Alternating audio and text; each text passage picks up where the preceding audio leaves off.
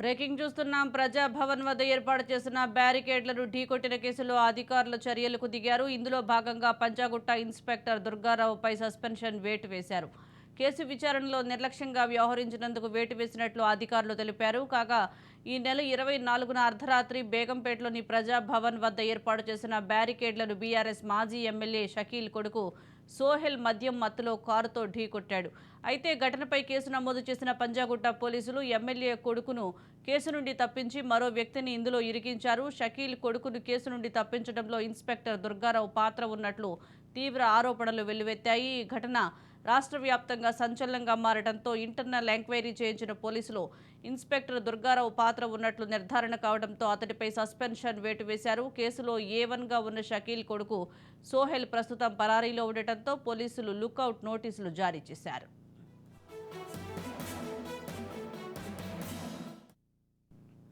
దీనికి సంబంధించి మరింత సమాచారం మా ప్రతినిధి ఇన్నారెడ్డి అందిస్తారు. ఇన్నారెడ్డి,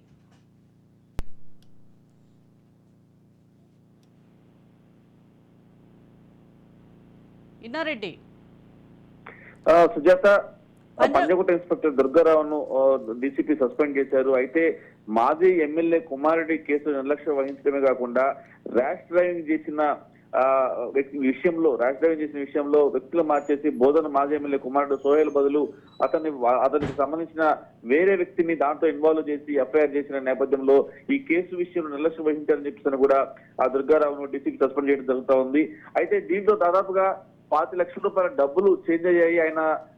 ఆయన విదేశాల్లో ఉండి ఈ కథను నడిపించాడు మాజీ ఎమ్మెల్యే బోధన మాజీ ఎమ్మెల్యే అని చెప్పేసి కూడా స్పష్టమైన ఆధారాలు కూడా సేకరించారు. మొత్తం మీద దుర్గారావును సస్పెండ్ చేసి ఎవరైనా సరే ఇలాంటి అసాంఘిక కార్యక్రమాలు చేసి వాళ్ళకి సపోర్ట్ చేసినా లేకపోతే ఇలాంటి కేసులు మాఫీ చేసి ప్రయత్నించినా కానీ కఠిన చర్యలు ఉంటాయని చెప్పని కూడా డీసీపీ హెచ్చరిక జరుగుతూ ఉంది.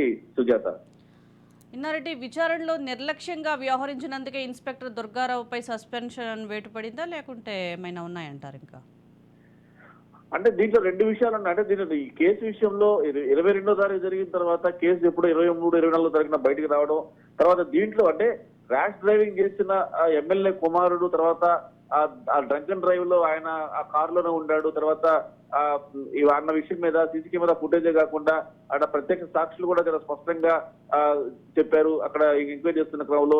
అయినప్పటికీ కూడా అన్ని ఎవిడెన్స్ ఉన్నప్పటికి కూడా ఆయన ఇక్కడ ఎమ్మెల్యే కుమారుడు లేడు, అక్కడ వేరే డ్రైవర్ ఉన్నాడని చెప్పి అని ఆ దాంట్లో వేరే వాళ్ళని అంటే ఒక కేసులో ఉన్న బోధన మాజీ ఎమ్మెల్యే కుమారుడు బదులు వేరే వ్యక్తులు ఉన్నారని చెప్పేసి ఎఫ్ఐఆర్ రావడం, తర్వాత దీంట్లో మీడియాలో భారీ ఎత్తున ఈ దాదాపుగా 5 లక్షల రూపాయల చేతులు మారాయి, ఆయన విదేశాల్లో ఉండి ఈ కథను నడిపించాడని చెప్పిస్తున్న నేపథ్యంలో ఆయన కరప్షన్ కు పాల్పడ్డాడని చెప్పిస్తున్న నేపథ్యంలో గతంలో కూడా ఇలాంటి 2-3 ఇష్యూల మీద ఆయన ఆరోపణల నేపథ్యంలో ప్రస్తుతం దుర్గారావును సస్పెండ్ జరుగుతా ఉంది. Sujatha, right, thank you Inna Reddy.